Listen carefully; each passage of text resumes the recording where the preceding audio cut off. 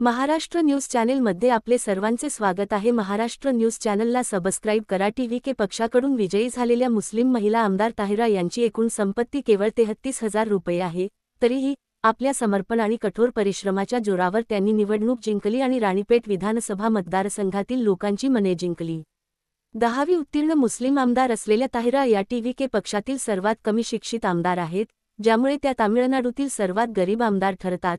ताहिरा यांनी 112 कोटी रुपयांची मालमत्ता असलेल्या डीएमकेचे उमेदवार आर. गांधी यांचा पराभव केला। या महिलेने निवडणूक लढवण्यासाठी किती धाडस दाखवले असेल याची कल्पना करा।